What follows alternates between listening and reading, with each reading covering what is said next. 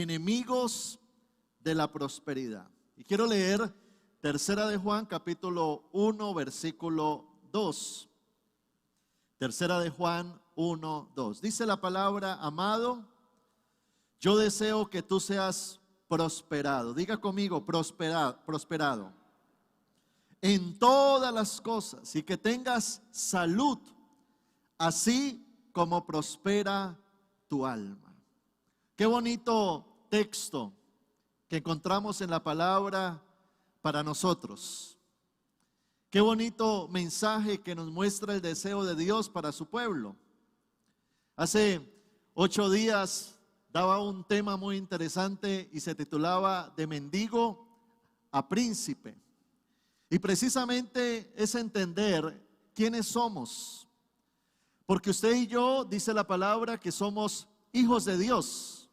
¿Cuántos hijos de Dios hay acá? ¿Cuántas hijas de Dios hay acá? Amén. Ahora, si nuestro papá es un rey, ¿qué somos nosotros? A ver, si nuestro papá es rey, ¿qué somos nosotros? ¿Qué es usted, mujer? Una princesa. Wow. Y qué interesante esto, porque no solamente habla de una posición, sino de privilegios, de una herencia. Y para ser prósperos, lo primero que tenemos que hacer es creérnosla. Creérnosla. Y comenzar a pensar en prosperidad. Comenzar a pensar en grandeza, porque para usted ver la grandeza, primero tiene que tener pensamientos de grandeza. Ahora, Dios nos dice: amado, yo deseo que tú seas prosperado. Esa palabra prosperar tiene que ver con progreso, tiene que ver con mejorar progresivamente, tiene que ver con tener éxito en lo que hagamos, tiene que ver con abundancia, tiene que ver con logros, tiene que ver con avance, con conquista. Y allí es donde Dios quiere la bendición para cada uno de nosotros.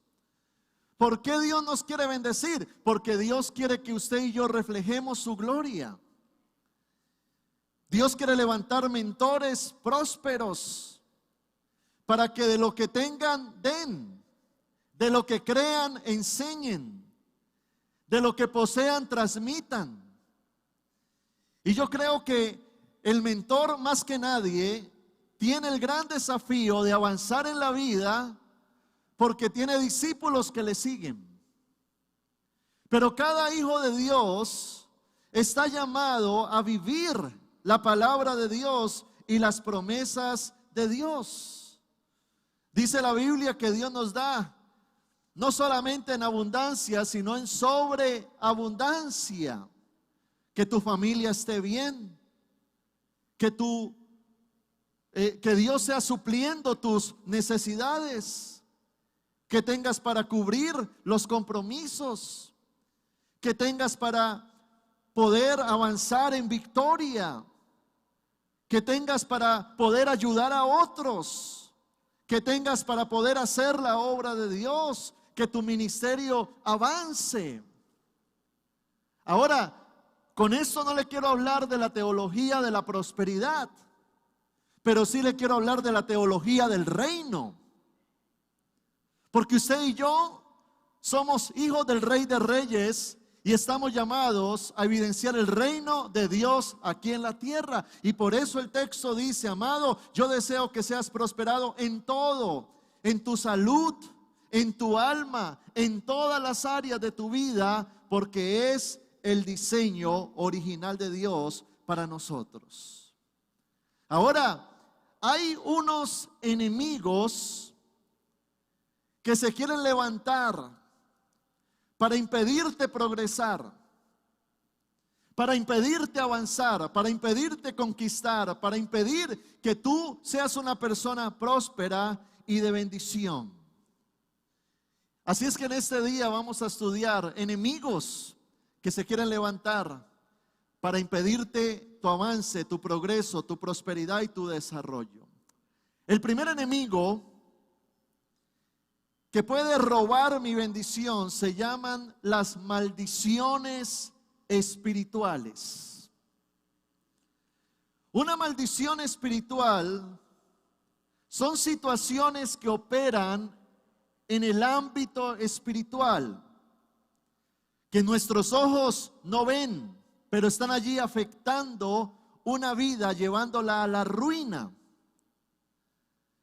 Y cuando se habla de maldiciones, entienda esto: maldición es ausencia de Dios. Cuando una persona entra en maldición es porque el enemigo ha tomado lugar en esa vida, en ese empresario, en esa familia, en esa genealogía de los padres y los hijos, porque también se habla de las maldiciones generacionales. Por ejemplo, en Éxodo capítulo 20, versículo 5, dice la palabra: yo soy Jehová, tu Dios fuerte, celoso, que visito la maldad de los padres sobre los hijos. Maldad tiene que ver con esa iniquidad que produce maldición. Maldad de los padres sobre los hijos hasta la tercera y cuarta generación de los que me aborrecen. Es decir, de que uno en la vida cristiana tiene que aprender a discernir y que Dios revele si pueden haber maldiciones que pueden estar marcando mi vida. Hay maldiciones que se transfieren de generación en generación y quieren afectar tu desarrollo, tu avance, tu progreso. Hay maldiciones de ruina, hay maldiciones de divorcio, hay maldiciones de enfermedad. Y una de nuestras tareas precisamente es solucionar ese lío del ayer y orarle al Señor y decir: Señor, yo declaro que por las llagas de Jesucristo toda maldición es cortada. Pero también viene maldición cuando abrimos la puerta al pecado. En el libro de Proverbios capítulo 29 versículo 16 dice la palabra: cuando los impíos son muchos, mucha es la transgresión, mas los justos verán la ruina de ellos. Y lo que eso significa es que el pecado trae ruina. Esto es muy profundo y necesario que lo entendamos. El pecado trae ruina. ¿Por qué trae ruina? Porque la Biblia dice que el pecado hace una separación entre Dios y el hombre. Y a pesar de que Cristo murió por nuestros pecados, para que usted y yo por la fe nos acercáramos a Él y fuéramos perdonados, Dios sigue demandando de nosotros una vida santa que le agrade a Él.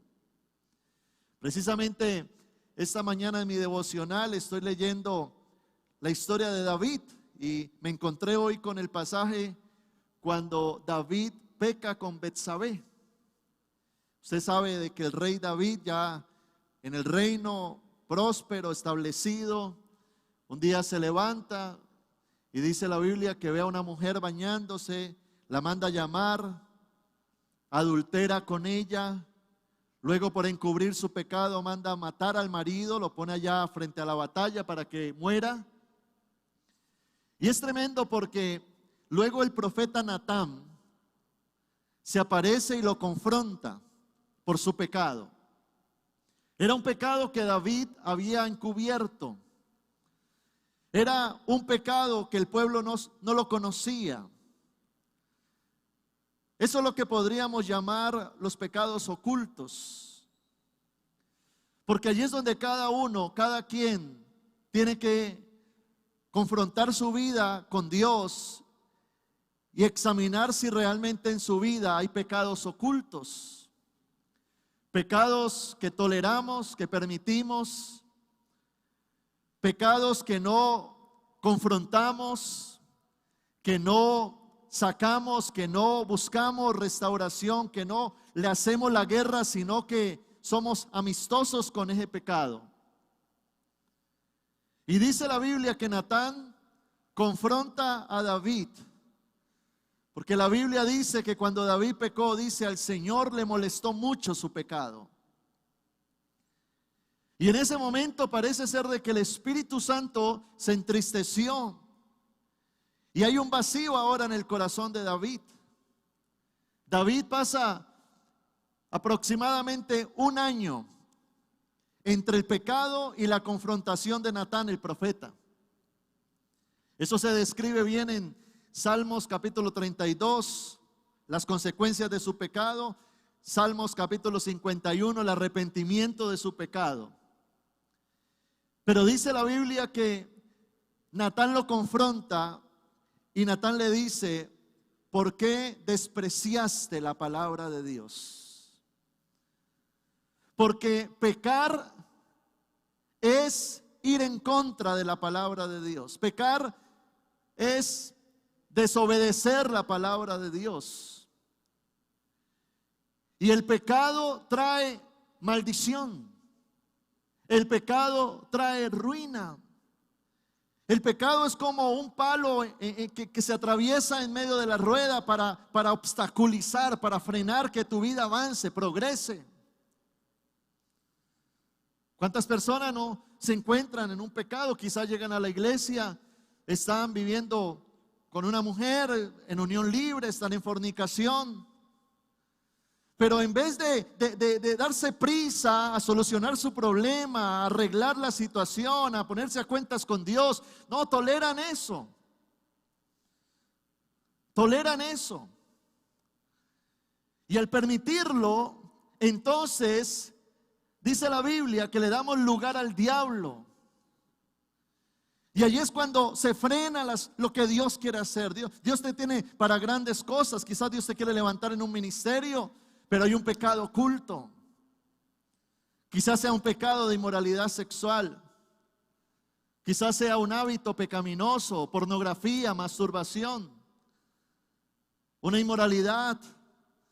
O quizás sean conductas erradas, la mentira en tu boca. Bueno, tantas cosas que yo creo que cada quien tendrá que confrontarse con Dios, porque el pecado no se admite, el pecado se confronta. Y eso fue lo que pasó con David. A David ese pecado le causó tristeza, lo estancó, lo frenó en el proceso que Dios tenía con él. Y por eso Dios envía al profeta Natán para confrontarlo, para sacarlo de su hueco, para sacarlo de su condición. Y entonces viene ese profeta porque este hombre estaba dormido en su pecado, estaba oculto en su pecado, pero estaba muerto en vida.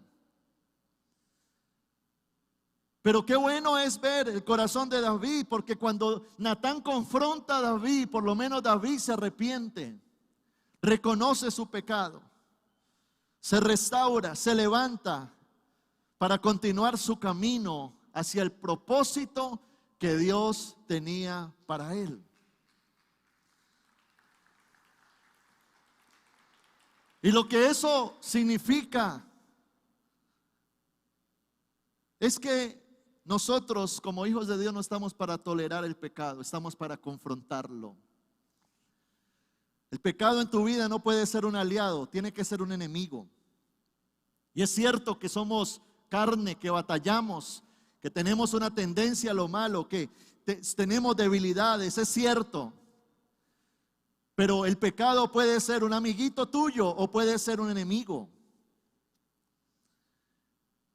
Pecados ocultos que consentimos, que toleramos, que obviamos y pretendemos servirle a Dios con pecado, predicar con pecado, subirse al altar en pecado, ministrar en pecado, salir a hacer negocios en pecado. Y yo me pregunto, ¿cómo está Dios en medio de esta situación? Enemigos de la prosperidad.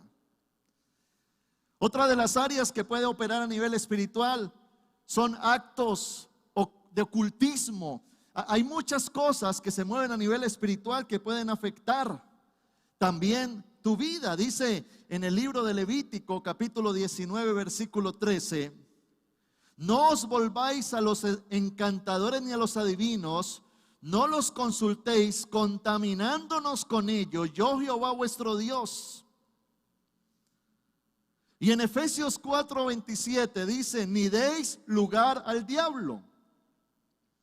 Hay cosas que operan en el ámbito espiritual, prácticas de brujería, hechicería, adivinación, canalización, medium, contactado, sanación con guías espirituales, proyección astral, teleportación, bilocación, telequinesis, visión remota, levitación, ocultismo. Todas estas cosas que son cosas del infierno abren la puerta a demonios. Y por eso un cristiano tiene que salir de eso. Cortar con eso, y no solo con eso, sino consagrarse al Señor. Porque eso de que alguien le hace brujería al otro y el otro está arruinado, eso es cierto. Pero ¿qué es lo que pasa con ese otro? De que cuando a una persona le hacen brujería y esa persona no está bien con Dios, no está llena de Dios, la brujería tiene efecto. Pero cuando nosotros entramos a cortar de raíz, a superar, a ser libres y a llenarnos de Dios, donde está el Espíritu de Dios hay libertad. El enemigo no te puede tocar. No importa lo que haga un brujo, no importa lo que haga un hechicero, pero tú has resuelto esos temas. Así es que en el ámbito espiritual, quizás no lo vemos, pero está operando, accionando. Maldiciones, pecados, ocultismo. Y allí es cuando, si queremos salir adelante, necesitamos ser libres en el nombre de Jesús. Apocalipsis 12:11 dice la palabra: y ellos le han vencido por medio de la sangre de Cristo. ¿Cuál es nuestra victoria? La victoria de Cristo. Su victoria es mi victoria. Y dice la Biblia que Cristo vino para darnos libertad, para quitar la condenación, para sacarnos de la esclavitud del pecado, para llevarnos a la libertad gloriosa en Cristo Jesús. Así es que si detectas enemigos en esta área, vamos a confrontarlos en el nombre de Jesús. Y no te quedes con eso. Si no lo puedes hacer solo, busca ayuda. Hay mentores, pastores, gente que te puede ayudar, guiar, orar, liberar, restaurar, lo que necesites. Pero vamos a hacerle la guerra al diablo. El diablo no es amigo, el diablo es un enemigo, un adversario. Y el diablo hay que atarlo y echarlo fuera en el nombre de Jesús. Lo segundo enemigo, esta también es tremenda: fortalezas mentales. Fortalezas mentales.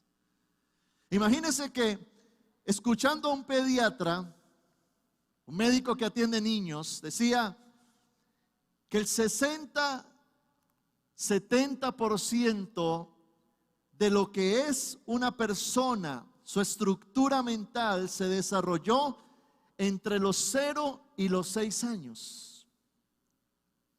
Es decir, que lo que cada uno de nosotros recibimos en esa edad, de los 0 a los 6, entró a determinar una estructura mental de lo que ahora somos.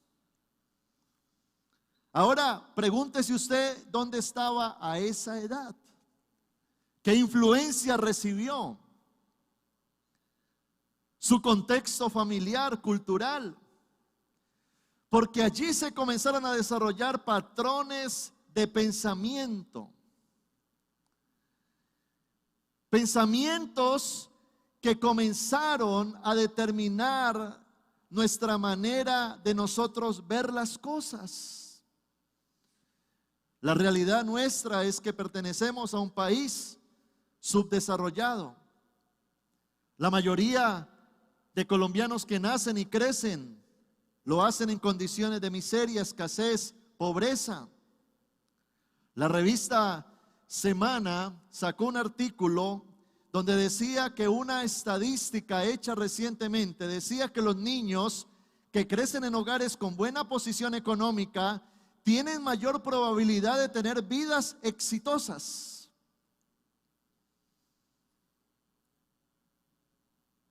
Pero también me gustó mucho una frase que vi hace mucho tiempo de Bill Gates. Y decía, tú no tienes la culpa de haber nacido pobre, pero sí tienes la culpa de morir pobre. Llevándonos a una confrontación. Es cierto de que han habido cosas, circunstancias, no elegimos la familia donde nacimos, no elegimos a nuestros padres, no elegimos si eran adinerados o no, cristianos o no, casados o no, no lo elegimos. Pero ahora que tenemos capacidad de raciocinio, sí tenemos la capacidad de decidir lo que vamos a hacer con nuestra vida.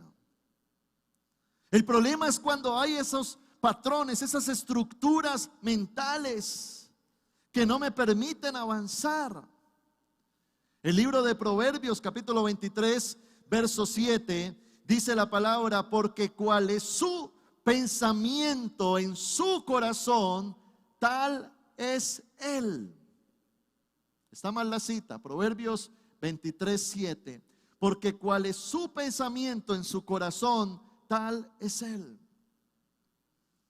Mientras una persona, escúcheme esto, viva sumergida en mitos, creencias que conducen a la pobreza, nunca serán prósperos. Personas que en su vocabulario dicen, yo no puedo, no lo merezco, no hay oportunidades para mí, es que yo no tengo estudios, es que yo no soy capaz. Cuando miran la prosperidad, como que asimilan y dicen, es que eso no es de Dios, eso no es para mí. ¿Y qué se necesita entonces? Una renovación de nuestra mente. El libro de Efesios, capítulo 1, verso 17. Efesios 1, 17 al 18. Dice la palabra, para que el Dios de nuestro Señor Jesucristo, el Padre de gloria, os dé espíritu de sabiduría y de revelación en el conocimiento de Él, alumbrando los ojos de vuestro entendimiento, para que sepáis cuál es la esperanza que Él os ha llamado y cuáles las riquezas de la gloria de su herencia en los santos. En otras palabras, lo que está diciendo el apóstol Pablo es, ahora que eres cristiano, necesitas que la revelación de Dios, el conocimiento de ese Dios, los derechos a los cuales tú puedes entrar y obtener, los privilegios de Dios, la grandeza de su poder, ahora se impregne en tu vida para que tú comiences a pensar como príncipe, como hijo de Dios, para que entiendas quién es tu papá y de acuerdo a eso vas a obtener la bendición y la grandeza de Dios para tu vida.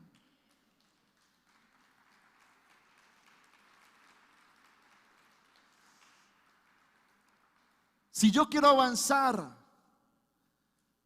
necesito desarrollar pensamientos de conquista. Si yo quiero ser grande, necesito pensar en grande. Si yo quiero ser un gran mentor, un gran pastor, un hombre usado por Dios poderosamente, antes de serlo tienes que creerlo. Eso se llama fe, porque la fe es la certeza de lo que se espera. La fe tiene que impregnar tu mente y esa palabra de Dios es tan fuerte, es tan fuerte, es tan fuerte que aunque los medios de comunicación digan no se puede, aunque el dólar esté subiendo, aunque la economía está difícil, aunque están despidiendo, esa voz es tan fuerte que Dios te dice, vas a lograrlo porque yo estoy contigo. Y hay un interior que se mueve dentro de mí que me hace gritar, todo lo puedo en Cristo que me fortalece. Y algo pasa en nuestras vidas.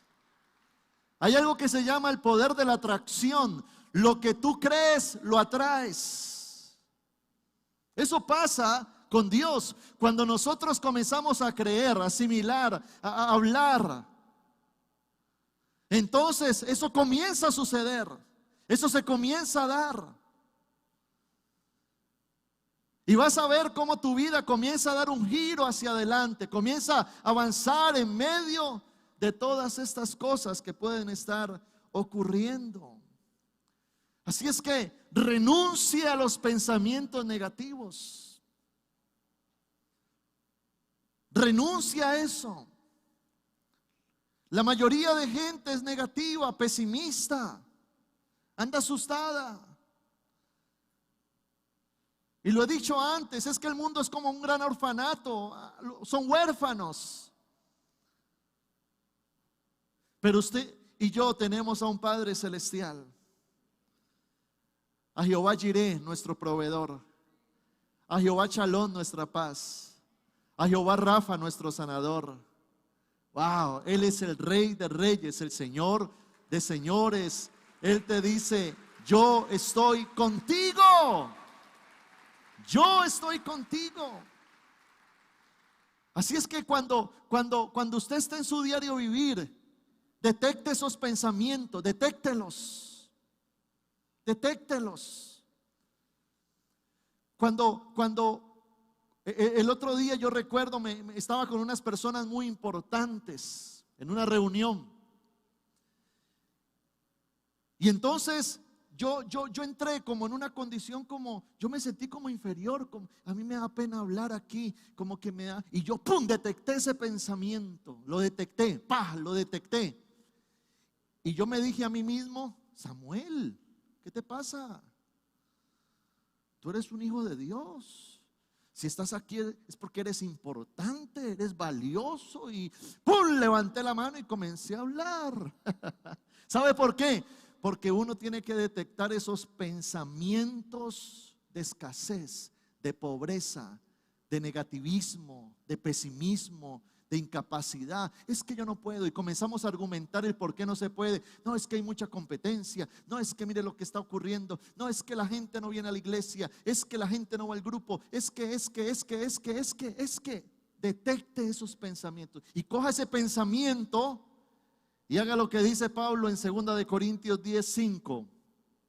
Dice Pablo: derribando argumentos y toda altivez que se levanta contra el conocimiento de Dios, y llevando cautivo todo pensamiento a la obediencia a Cristo. Pensamientos que te dicen: tú no vas a poder, tú vas a fracasar, tú vas a caer en ese pecado. Pensamientos: hey, ¿qué pasa?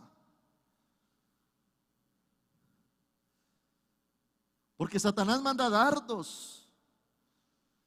Y allí es donde yo tengo que ir a la palabra de Dios, a la intimidad con Dios, recibir una palabra. Señor, yo voy a caminar en victoria. ¿Cuánto le da un fuerte aplauso al Señor?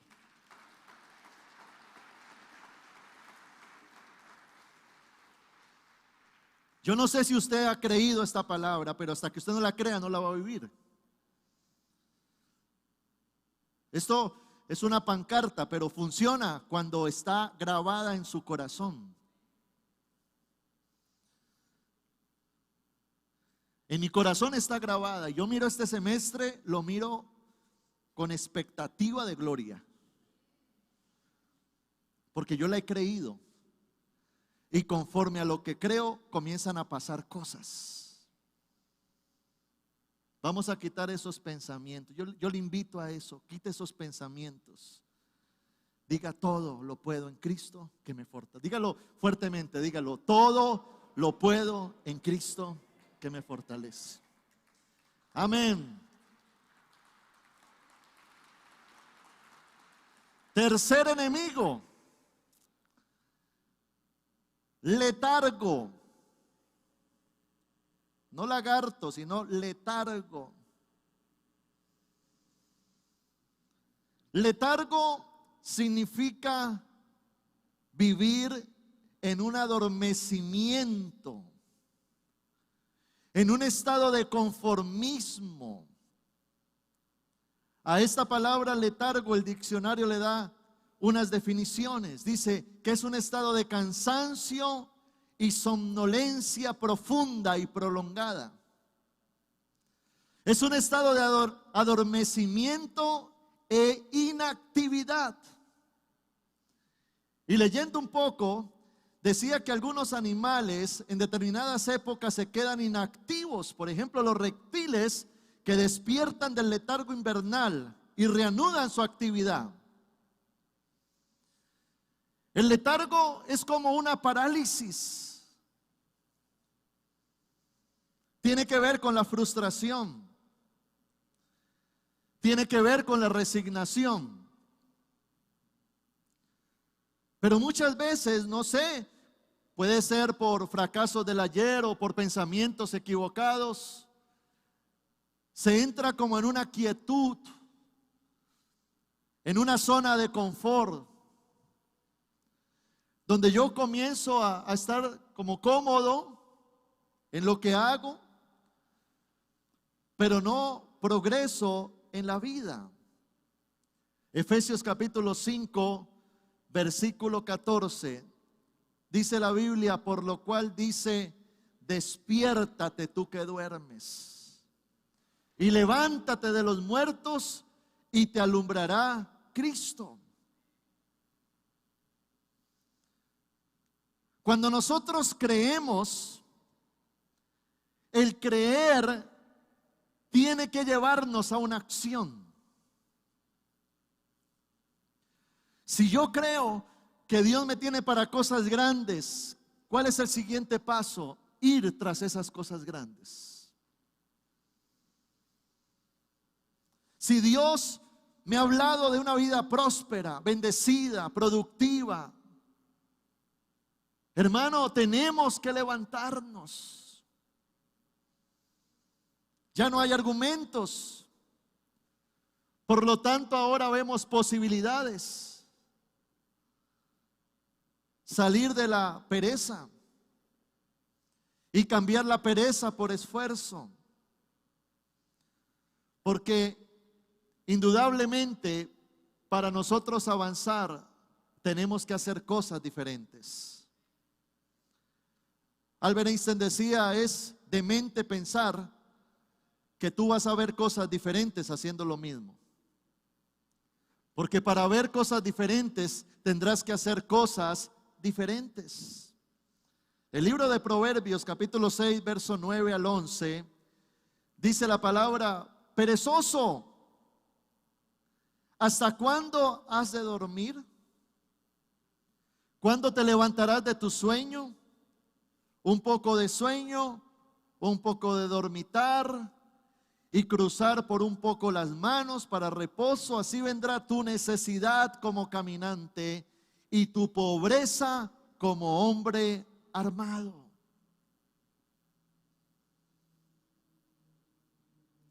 Cambiar la negligencia en diligencia.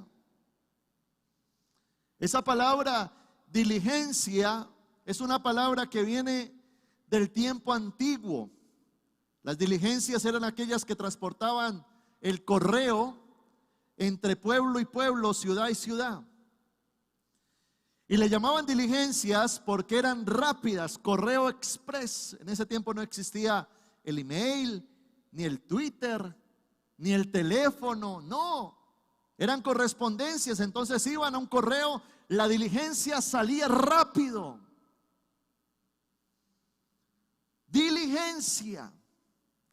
Proverbios capítulo 10, verso 4, dice la Biblia: la mano negligente empobrece, mas la mano de los diligentes enriquece. ¡Wow!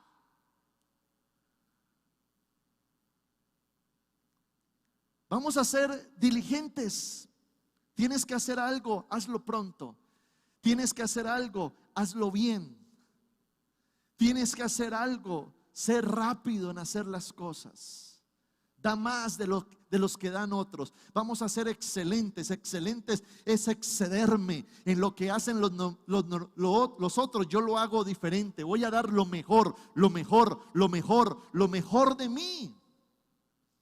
Dios le dijo a Josué: esfuérzate, sé valiente, y esforzarse es dar lo mejor para nosotros avanzar y conquistar, progresar, para nosotros tener un ministerio de influencia, de bendición, para ser mentores poderosos, siervos de Dios que avancen y conquisten. Dios te dice: vas a dar lo mejor de ti, lo mejor de ti, lo mejor de ti. No te midas con la gente del lado, no. Ay, es que todo el mundo es así. Es que mire, este llega tarde, yo también. Es que no, hermano.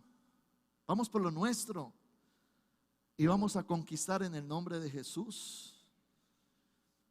Vamos a hacer que nuestro vocabulario cambie si queremos que nuestra vida cambie. Marcos capítulo 11, versículo 23 dice la palabra: porque de cierto os digo que cualquiera que dijere a este monte: quítate y échate en el mar, y no dudar en su corazón, sino que creyere que será hecho lo que dice, lo que diga le será hecho. ¿Cuáles son los montes? Los obstáculos, los impedimentos. Tenemos que cambiar nuestro vocabulario y comenzar a declarar victoria en el nombre de Jesús. ¿Cómo vas a terminar este año? ¿Cómo lo vas a terminar? ¿Cómo lo vas a terminar? Me gustaría hablar contigo. ¿Cómo lo vas a terminar? ¿Cuáles son tus metas? ¿Qué te has propuesto ver en este año? ¿Estás seguro que lo vas a lograr? ¿Cuál es tu vocabulario?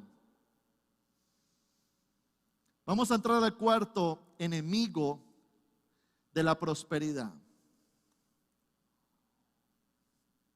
Codicia en el corazón. Una de las razones para que Dios no prospere la vida de una persona es la codicia que Dios pueda encontrar allí. Codicia es una obsesión de poseer muchas cosas. Es un deseo insaciable. Es algo que está impregnado en su corazón y esa persona ama. Algo que necesitamos entender es que el Dios de este siglo se llama dinero. Escúchame esto. El Dios de este siglo se llama dinero. La mayoría de gente que corre todo el día, va y viene, voltea, va detrás del dinero. Y Jesucristo dijo: nadie puede servir a dos señores. O ustedes me aman a mí y aborrecen, hablando de las riquezas, o van a amar las riquezas y me van a aborrecer a mí. Y si nosotros queremos ver la prosperidad de Dios, la prosperidad de Dios va a venir cuando en tu corazón ya no haya codicia. Y tenemos que examinar eso. Nosotros venimos de una cultura traqueta, de chicanería,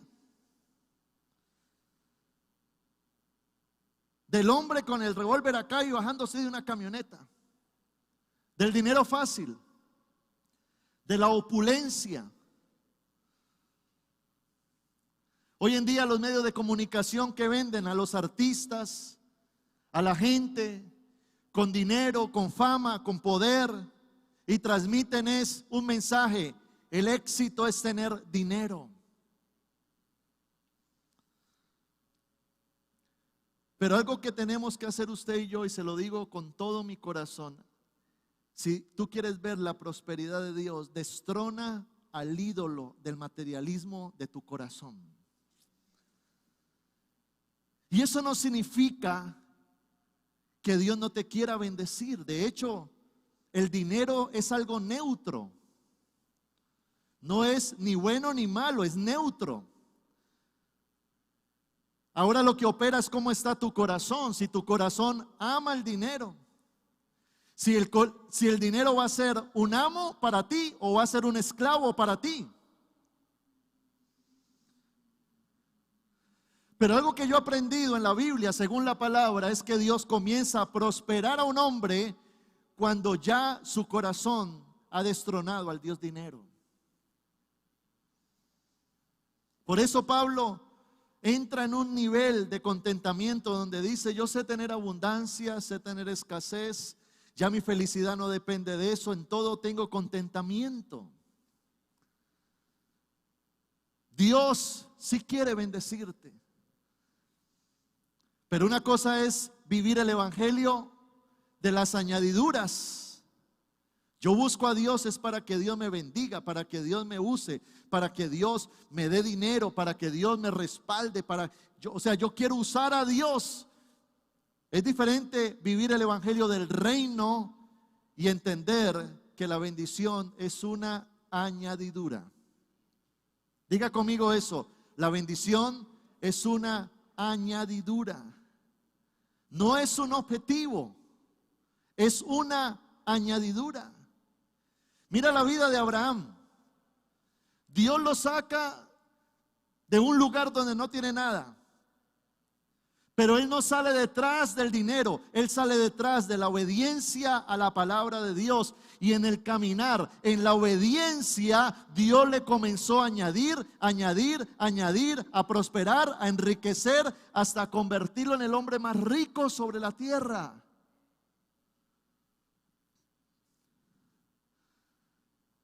Un día dice la Biblia que Abraham fue y rescató a su sobrino Lot porque lo habían secuestrado. Y cuando rescató a su sobrino, dice que tuvo un gran botín.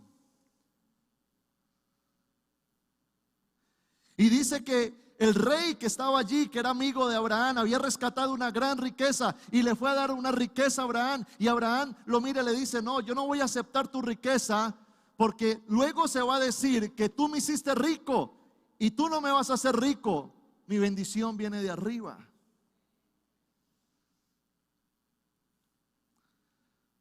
Yo quiero que tú mires el dinero como un esclavo, no como un amo. Y en ese momento es cuando Dios te va a comenzar a dar, a bendecir y a exaltar.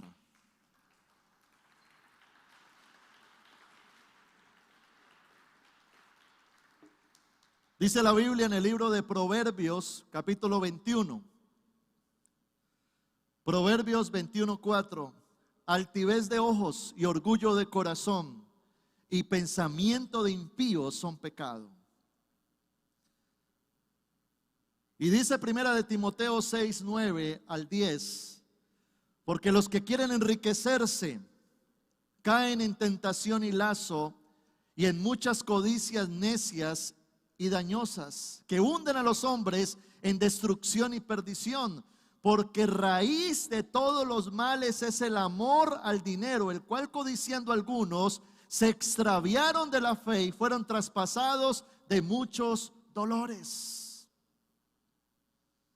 No viva detrás del dinero, viva detrás de Dios.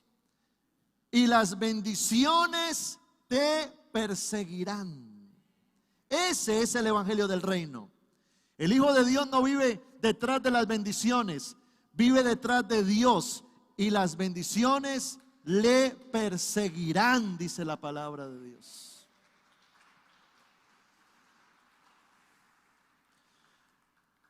¿Sabe por qué la gente no diezma? ¿No ofrenda? Porque es que ese dinerito yo lo necesito. Es que ese dinerito me hace falta.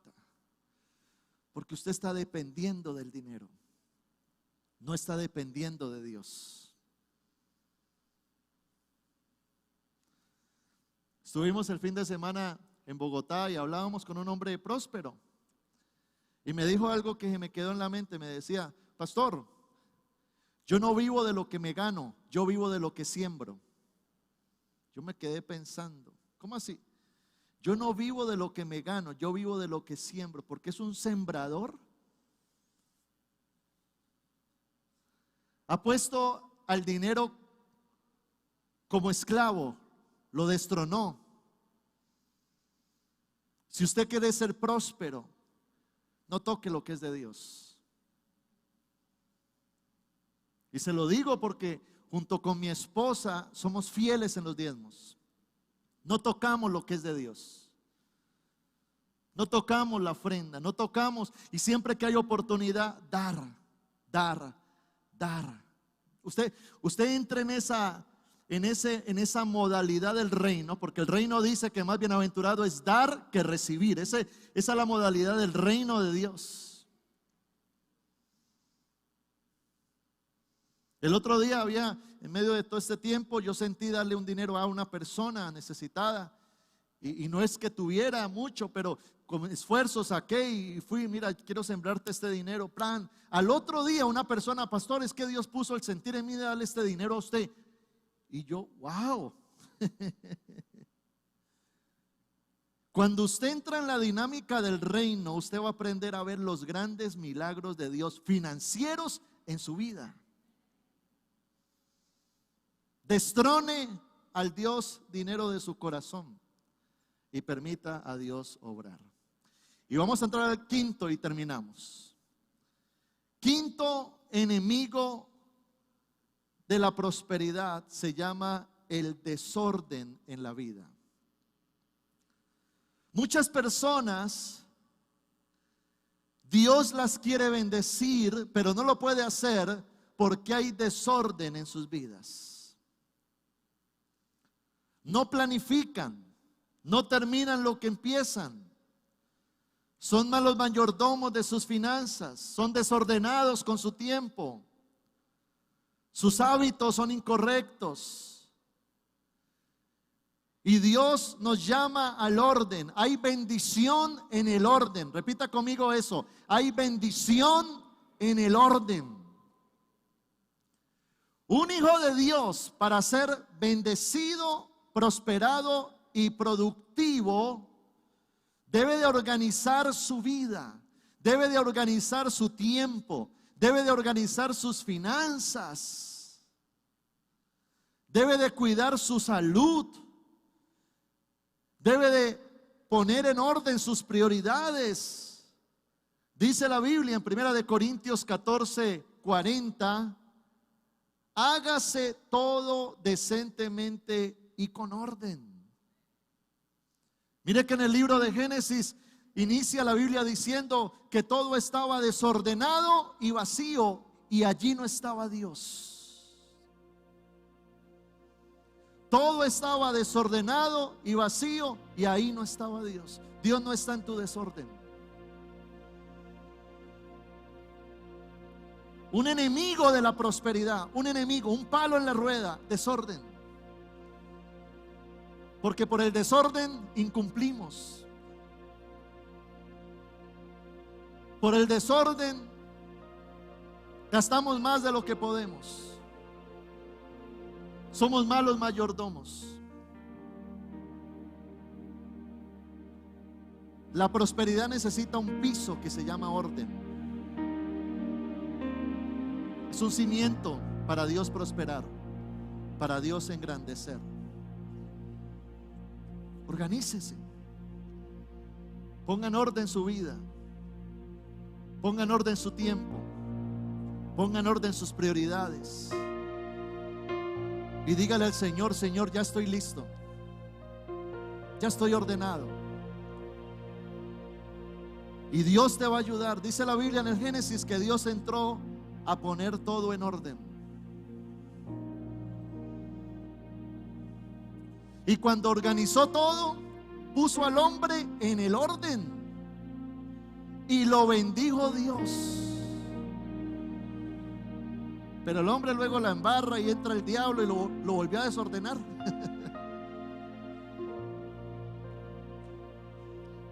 Yo quiero decirle en esta noche, amado, Dios desea prosperarte en todas las áreas de tu vida. Que tengas salud así como prospera tu alma. Y esos enemigos vamos a destronarlos, vamos a tumbarlos.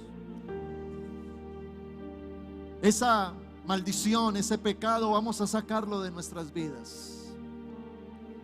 Esas fortalezas mentales vamos a llevarlas a Cristo. Vamos a levantarnos y a sacudirnos de ese letargo. Vamos a destronar al Dios dinero de nuestro corazón. Y vamos a poner nuestra vida en orden y Dios obrará.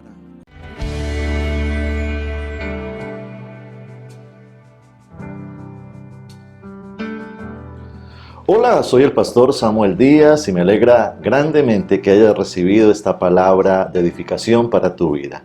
Si quieres continuar recibiendo estas predicaciones, puedes suscribirte a nuestro canal en YouTube. Allí dale la campanita para notificaciones, así te vamos a anunciar nuevas enseñanzas que van a edificar muchísimo tu vida. Y síguenos en nuestra página web www.samueldiaz.com.co. Dios te bendiga.